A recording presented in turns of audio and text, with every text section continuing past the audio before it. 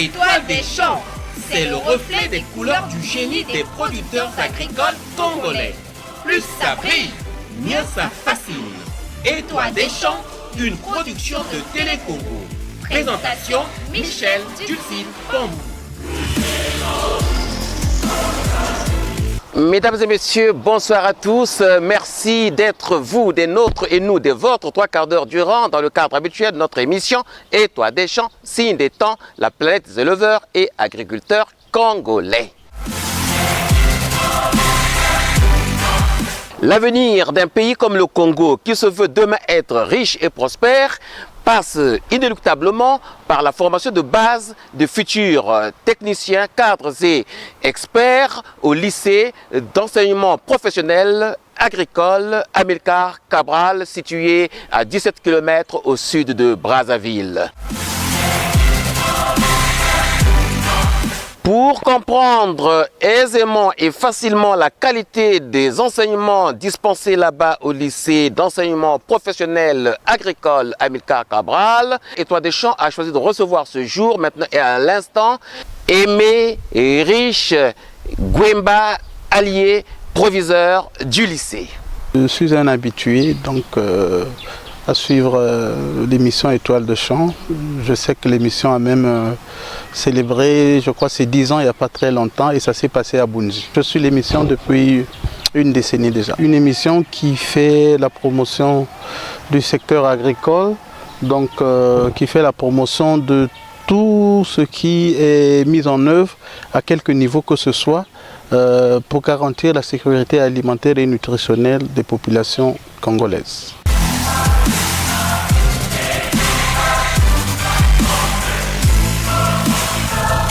Étoile des champs est une émission révolutionnaire et évolutionnaire.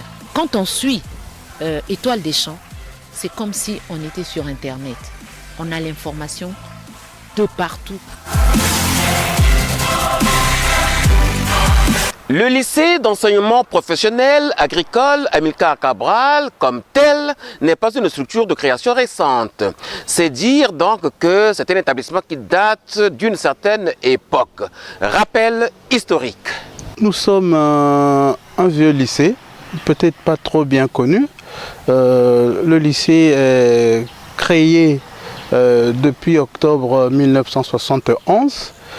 Il est né des cendres de l'ancienne section agricole du lycée technique d'État de Brazzaville, l'actuel lycée technique industriel du 1er mai.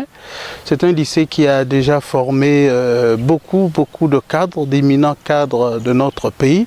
Je peux citer comme ça un seul exemple. L'actuel ministre d'État, ministre de l'Agriculture, de l'Élevage et de la Pêche, c'est un fruit de l'ancienne section agricole du lycée technique d'État de Brazzaville, devenu aujourd'hui lycée d'enseignement professionnel agricole Amilcar Cabral.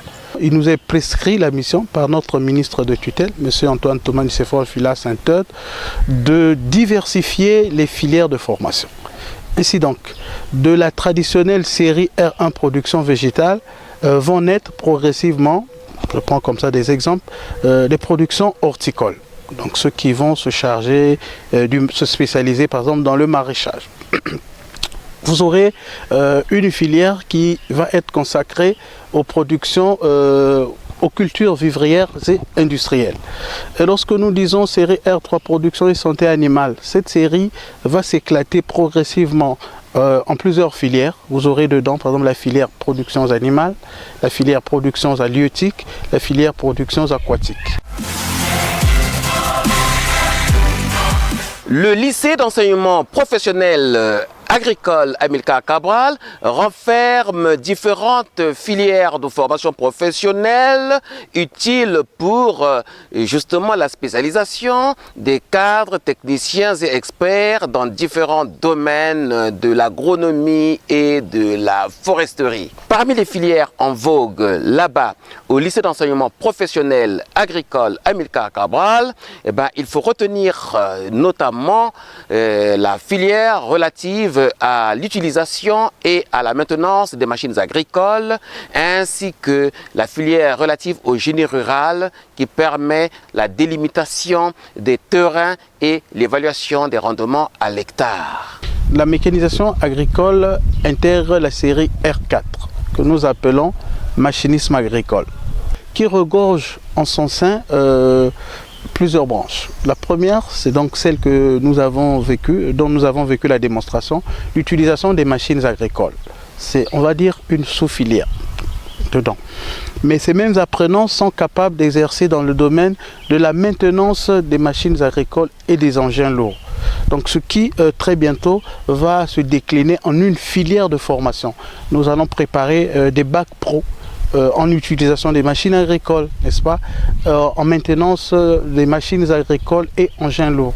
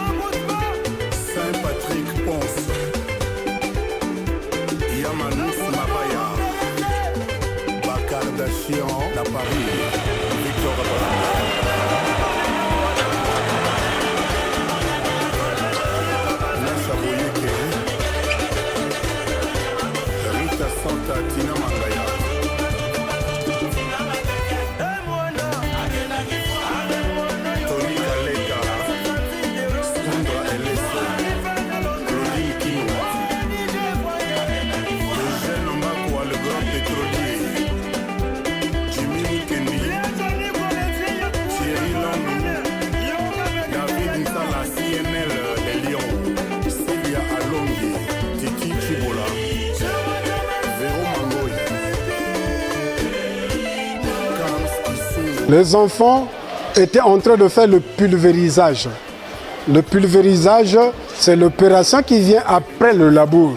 Le labour, quand il passe, en retournant le sol, on laisse un relief qui est vraiment très caillouteux. Et quand le pulvériseur revient, c'est pour ameublir le sol, niveler le sol, rendre le sol très meuble.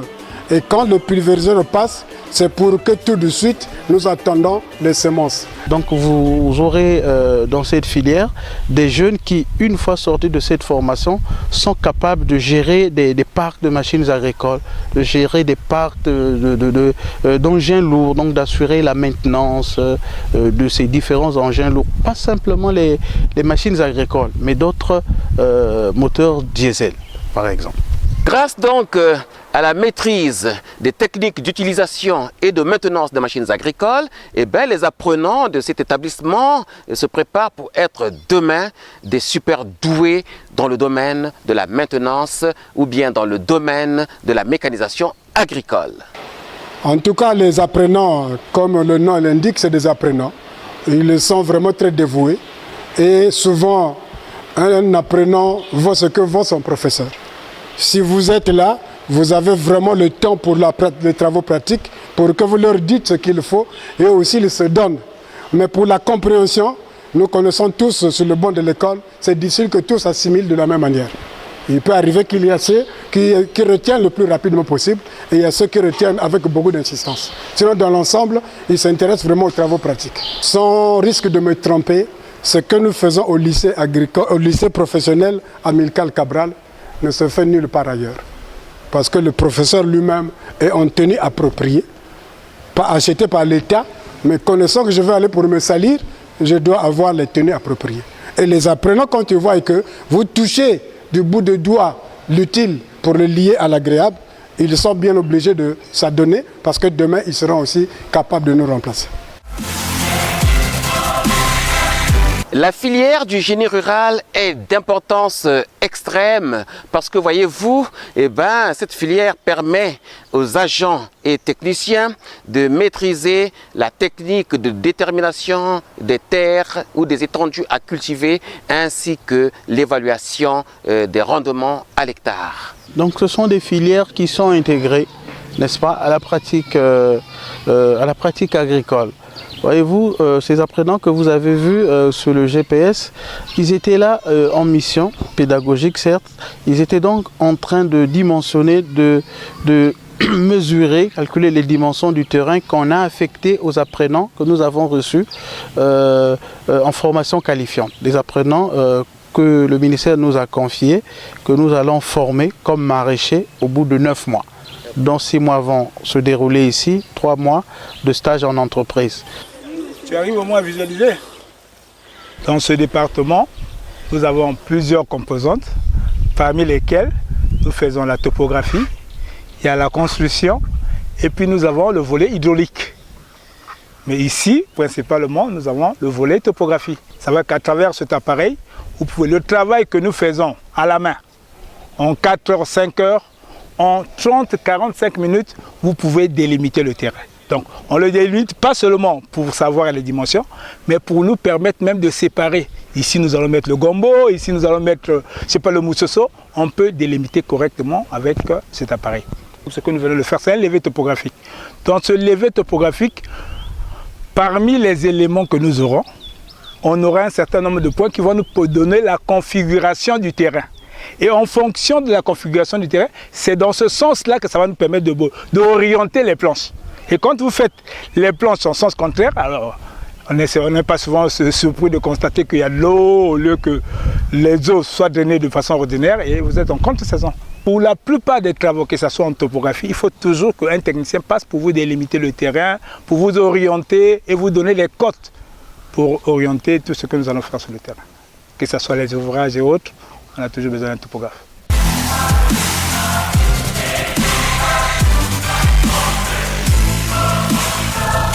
Étoile des champs est une émission révolutionnaire et évolutionnaire. Quand on suit Étoile des champs, c'est comme si on était sur Internet.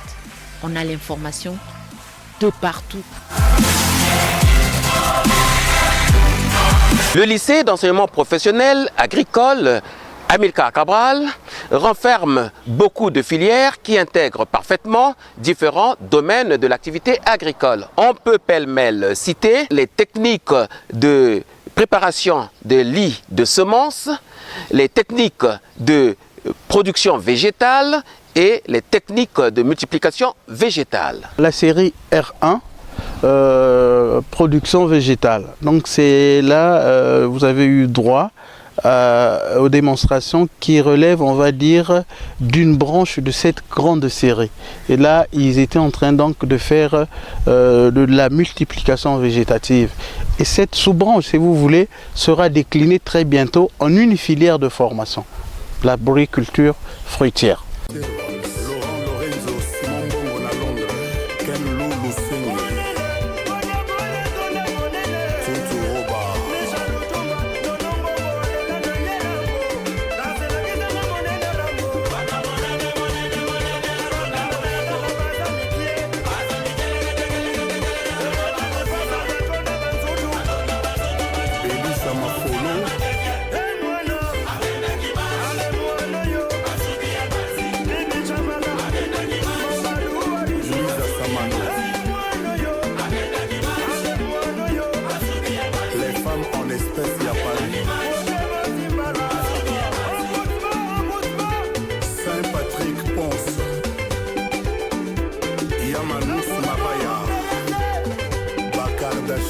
À Paris, Victor Abraham.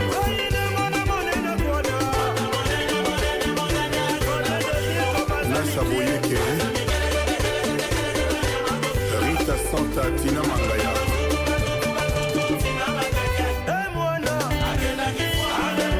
Tony Kaleka, Sandra Elesa, Claudine Kino, Eugène Makwa, le grand pétrolier.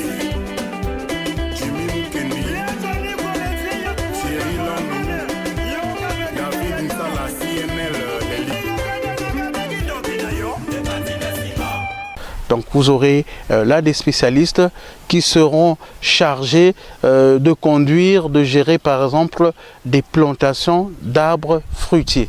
C'est un domaine à part entière, si vous voulez, des productions végétales.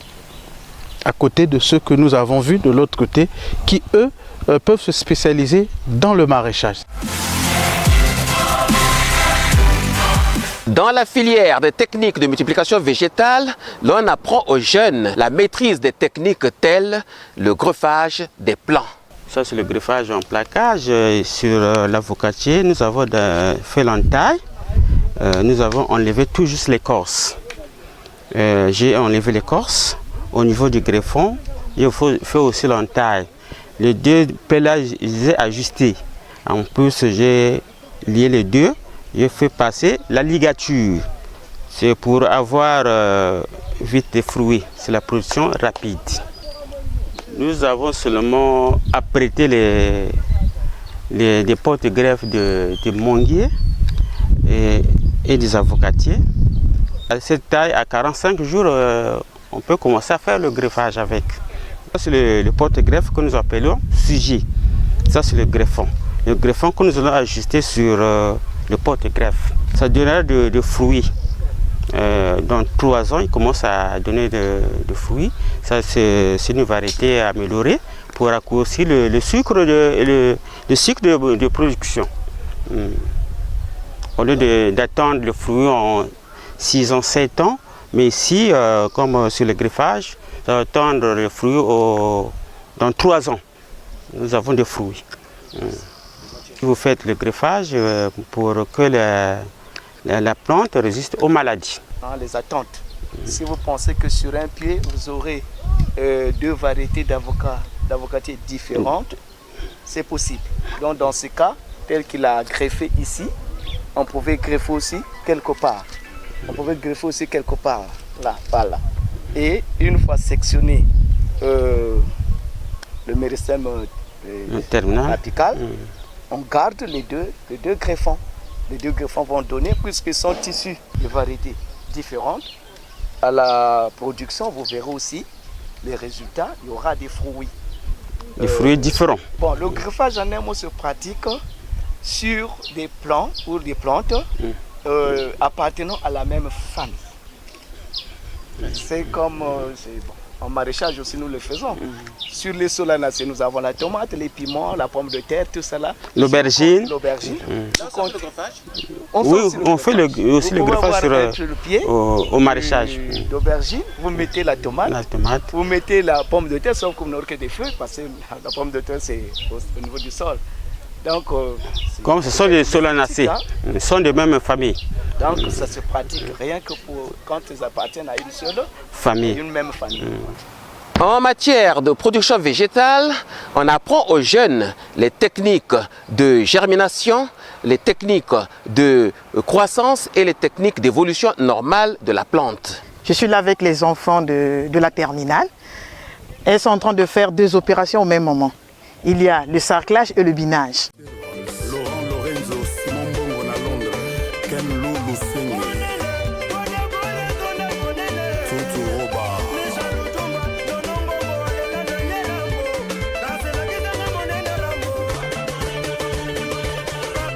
Le sarclage, c'est une opération qui consiste à enlever les mauvaises herbes.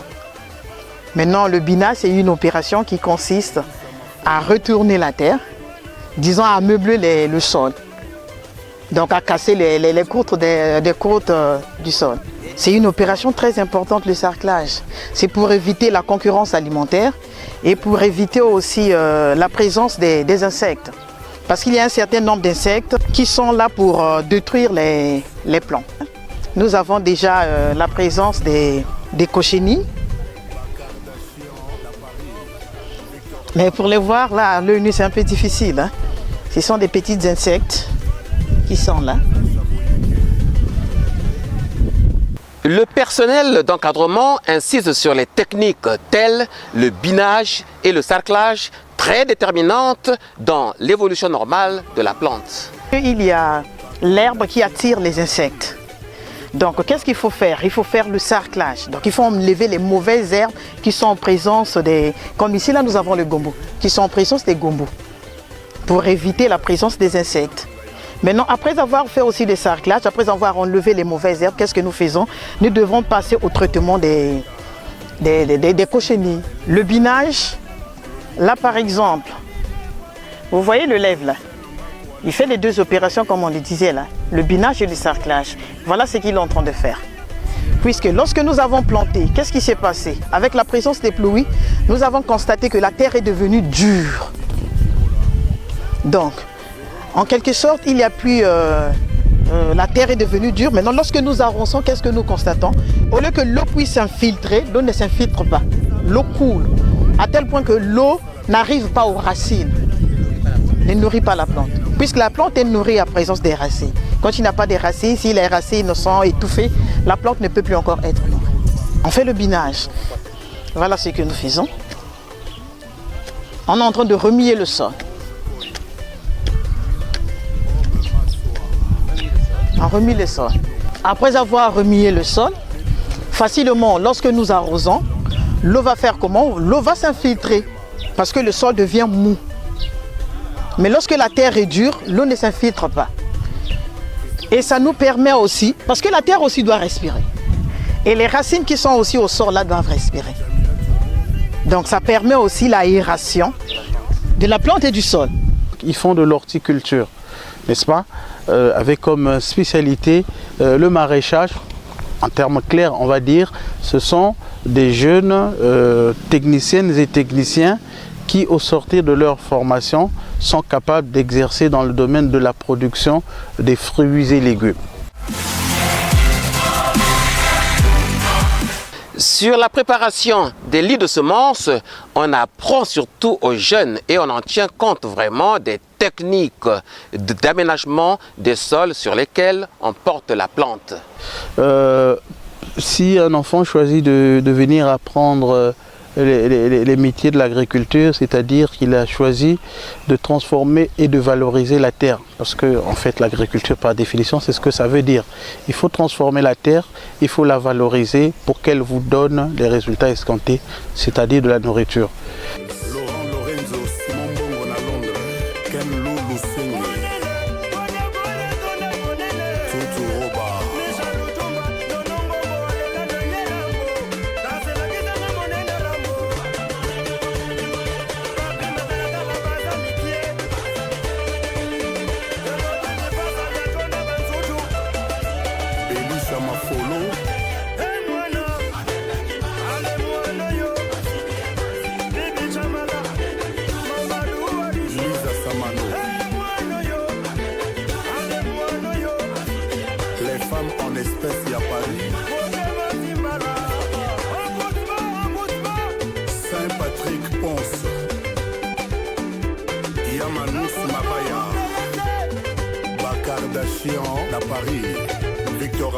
Ici, là nous sommes en train de préparer le terrain où nous allons mettre des cultures. Donc l'objectif ici c'est de produire les légumes.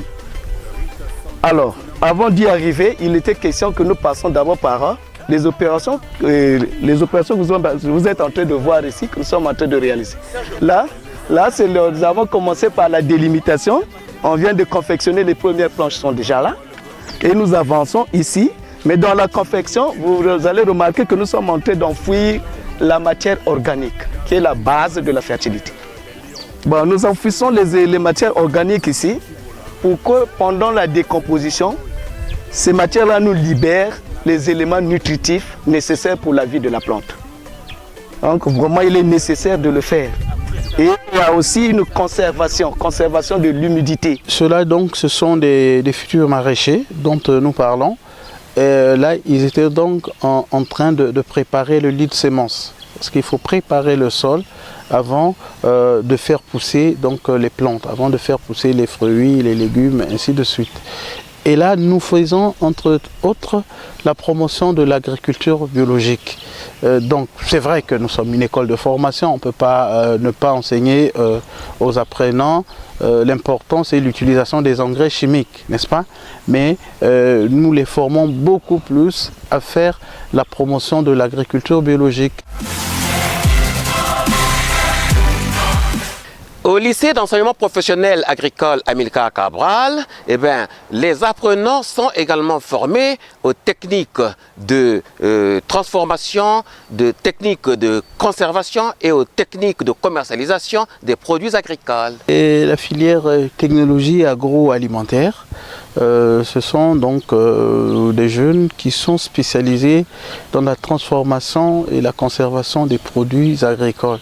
C'est un maillon très important. Si nous voulons développer notre agriculture, il faut parallèlement penser à la transformation.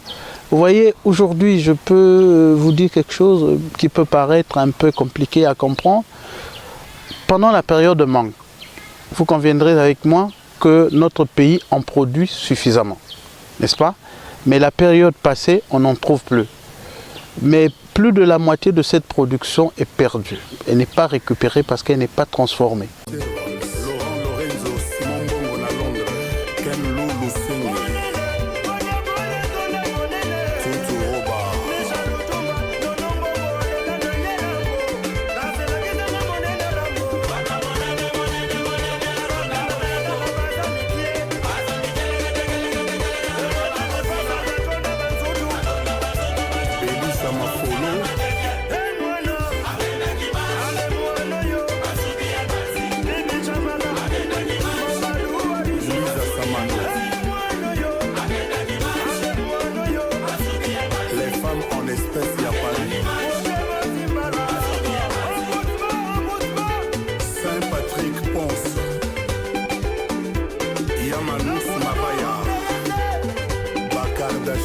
La Paris, Victor Abraham.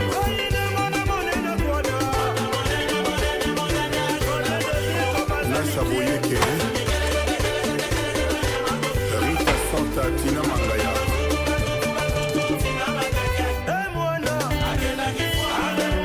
Tony Kaleka, Sandra Elese, Claudine Kinoa, Eugène Makwa, le grand pétrolier.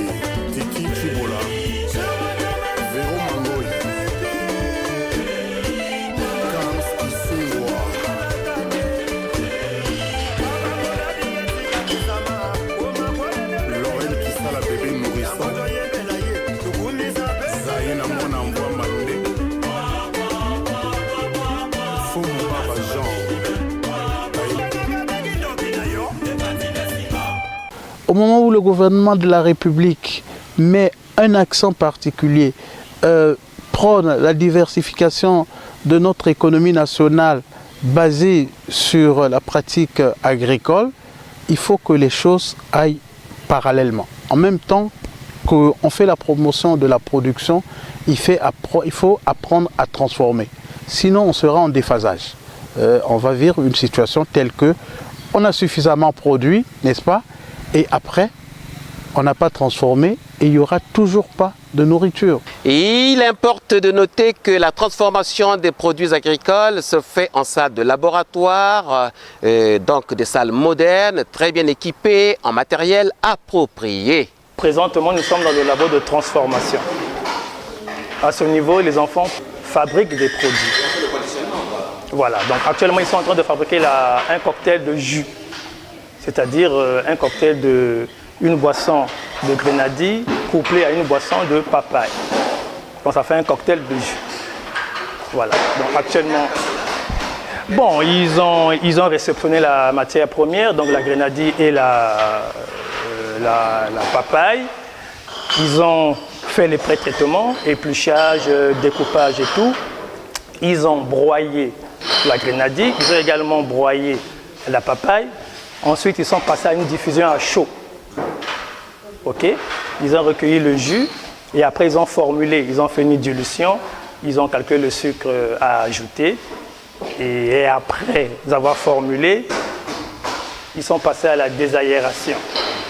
C'est-à-dire, c'est une opération qui consiste à chauffer le produit jusqu'à 85 degrés Celsius pendant 5 minutes, dans l'objectif d'éliminer l'oxygène de l'air, pour éviter l'oxydation du produit. Et après cela, ils vont passer à la soutireuse. En fait, le conditionnement, ils vont remplir et fermer les emballages. Et une fois terminé, ils vont passer à la pasteurisation. Donc, ils vont stabiliser le produit, essayer de détruire les micro-organismes qui peuvent s'y trouver. Donc, et après ils refroidissent et ils vont au stockage. Une fois le produit fabriqué, on va transporter le produit à l'atelier contrôle qualité. C'est à ce niveau il va se faire l'analyse physico-chimique, l'analyse microbiologique et l'analyse organoleptique. Par exemple, là, ils ont comme objectif de fabriquer un jus qui aura un Brix de 14 degrés. Okay? Maintenant, une fois la boisson fabriquée, il faudra maintenant qu'on vérifie exactement s'ils ont atteint l'objectif. À ce moment-là, cela se fera de l'autre côté. Notre laboratoire répond aux normes, aux standards internationaux en matière de transformation et conservation des produits agricoles. Et je peux profiter de votre micro pour dire ici que nous bénéficions dans la gestion de ce laboratoire d'un appui d'une ONG française, en l'occurrence Essor France, qui bénéficie des financements de l'Agence française de développement de l'Union européenne. Le lycée d'enseignement professionnel agricole Amilcar Cabral est également doté d'un laboratoire moderne, j'allais dire même ultra moderne, chargé du contrôle qualité. Ce laboratoire vient donc en relais avec le laboratoire de transformation qui existe. Donc, au niveau du laboratoire de transformation, il y a des produits qui sont fabriqués, tels que là nous avons des jus, 2 échantillons de jus, un jus de citron et un jus de grenadille. Donc ces jus ont été fabriqués au laboratoire de transformation avec des objectifs préfixés.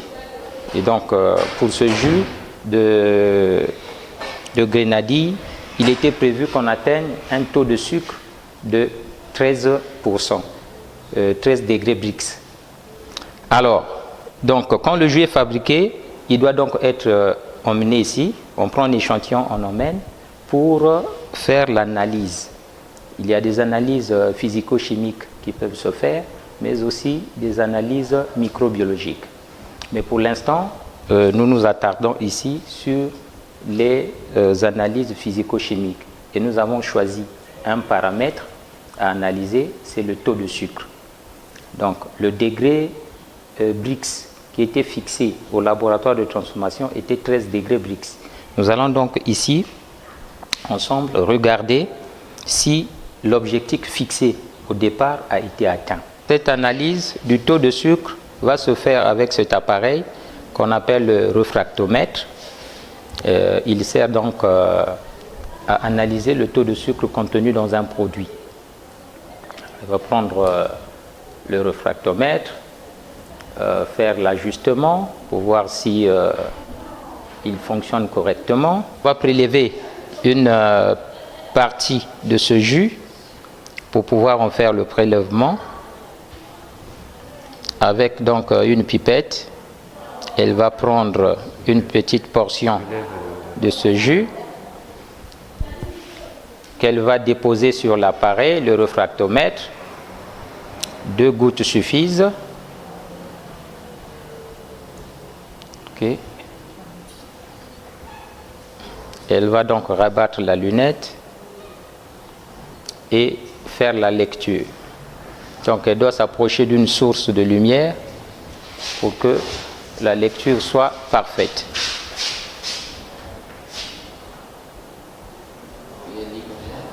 Combien ? 13 degrés Brix. Et donc l'objectif fixé au niveau du laboratoire de transformation a été donc atteint. Maintenant, si l'objectif n'était pas atteint, nous devrons donc faire des recommandations pour que, à la prochaine fabrication, qu'il y ait un ajustement de façon qu'on atteigne cet objectif. Votre curiosité de journaliste vous a permis de voir notre magasin de stockage et vous avez vu qu'on a plein d'équipements là-bas qu'on n'utilise même pas encore parce que nos effectifs scolaires ne nous permettent pas de les utiliser comme ça à la fois. Et donc c'est un laboratoire équipé de matériel sophistiqué, de matériel moderne qui répond vraiment aux normes requises dans ce domaine. Demain, tous les produits transformés à Brazzaville, dans les environs de Brazzaville, et après demain, pourquoi pas en dehors du département de Brazzaville, soit analysés, certifiés pour permettre aux producteurs de ces denrées-là d'être concurrentiels.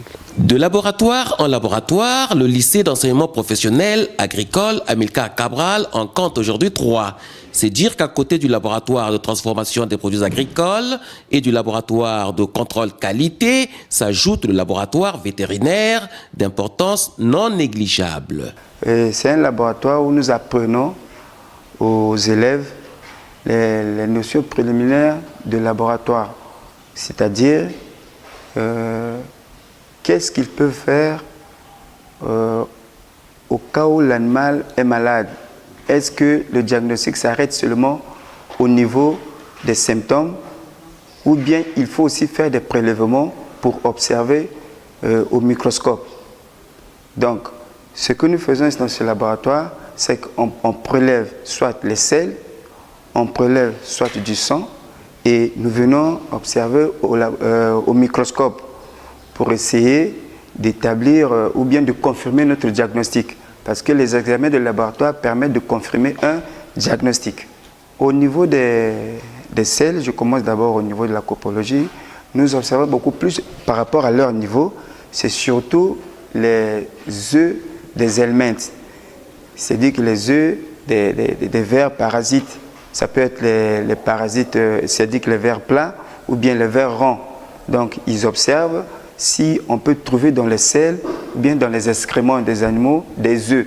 S'ils découvrent, ils détectent ces œufs-là et après avoir vu, observé au microscope, alors l'apprenant ou l'élève va au niveau du tableau là-bas, il essaie un peu d'identifier l'œuf qu'il a vu dans la préparation. En ce moment-là, il établit le diagnostic. Si c'est l'œuf de l'ascaris, il dit que non, l'animal souffre d'une ascaridose. Alain Riche Gwemba Allier n'est pas que proviseur de l'établissement. De tout temps, il est et demeure aussi un homme de terrain, car il assure des formations dans la filière avicole au centre là-bas. Je travaille dans ce lycée depuis 19 ans, parce que je suis enseignant formateur depuis 2000 dans ce lycée, et depuis 2010, je suis proviseur et formateur.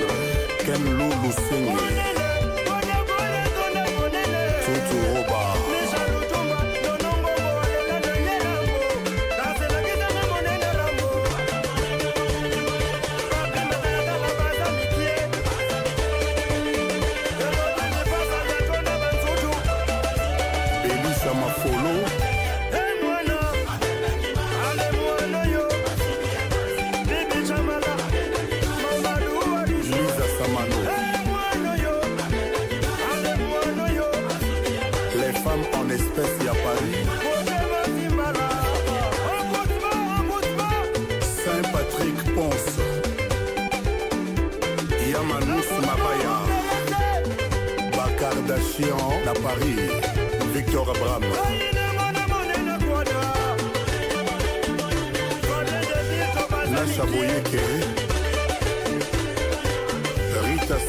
Vous m'avez vu en train de vacciner les poussins avec les apprenants. Donc, ces apprenants que vous avez vus, c'est moi qui les prends. C'est des apprenants de terminale R3, donc les finissants de la filière production et santé animale. Donc cette matière est enseignée par moi et donc dans le cadre de la pratique qu'ils doivent avoir, nous avons étudié avec eux en théorie donc toute la production avicole et là maintenant nous passons à la phase pratique. Bien, comme il s'agit des poulets de chair, n'est-ce pas, que nous allons libérer après 6 semaines d'élevage, ici sur place nous avons prévu 3 vaccinations en dehors des 2 qui ont déjà été faits au couvoir par la couveuse. Parce que en tout, pendant tout ce cycle de production, actuellement, nous conseillons de faire 5 vaccinations contre 3 maladies différentes. Les 2 premières vaccinations qui ont été faites tout de suite à la sortie des poussins du couvoir, donc réalisées par notre fournisseur, sont destinées à lutter contre la maladie de Newcastle, la pseudopeste aviaire, et la bronchite infectieuse. Et là, une semaine après, nous venons donc aujourd'hui de faire une primo-vaccination contre la maladie de Gumboro, la bronchite infectieuse. 2 semaines après l'élevage, donc une semaine, donc ça veut dire mercredi ou mardi nous sommes, mercredi prochain, nous allons faire un rappel contre le Gumboro. Pour plus de garantie, nous conseillons de vacciner 2 fois contre le Gumboro.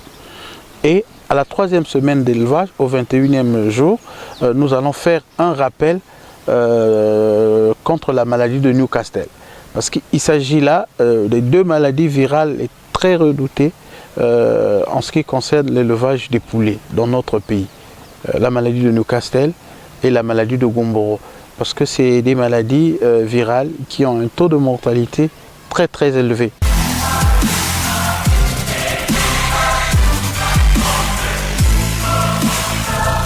Étoile des champs est une émission révolutionnaire et évolutionnaire. Quand on suit Étoile des champs, c'est comme si on était sur Internet. On a l'information de partout. Voyez-vous donc le lycée d'enseignement professionnel agricole Amilcar Cabral, c'est tout un ensemble de connaissances. Donc, chers parents, n'hésitez pas d'encourager vos enfants à intégrer cet établissement. Au-delà du ministère de tutelle, de nos jours, le lycée d'enseignement professionnel agricole Amilcar Cabral est accompagné dans le cadre d'un partenariat avec le projet d'amélioration des revenus agricoles à travers le développement des filières durables et le renforcement des capacités de la société civile congolaise mise en œuvre par l'ONG française Essor. L'ONG française Essor qui jouit des financements de l'Union européenne, des financements de l'Agence française de développement et de financement des ONG privées. C'est une belle école où les apprenants sont bien formés au métier de la terre et où les apprenants sont formés de manière à se prendre demain en charge et de manière à créer demain des petits emplois et de manière à créer demain des petits métiers agricoles et voilà, de manière donc à prouver que la mécanisation agricole n'est un mythe pour personne et que cela relève du quotidien des Congolais parce qu'ils en ont désormais la maîtrise grâce à cette école-là. Quelle fierté chaque Congolais devait avoir au regard de cet établissement de formation technique. Merci beaucoup mesdames et messieurs, heureux nous sommes d'avoir été de votre 3 quarts d'heure durant et vous de notre 3 quarts d'heure durant. Nous osons croire que vous avez aimé et su tirer profit considérable de tout ce que nous vous avons présenté concernant cet établissement où vous ne devez plus hésiter d'envoyer vos enfants. Au revoir donc et à la très prochaine occasion. Étoile des champs, signe des temps, la planète des éleveurs et agriculteurs congolais.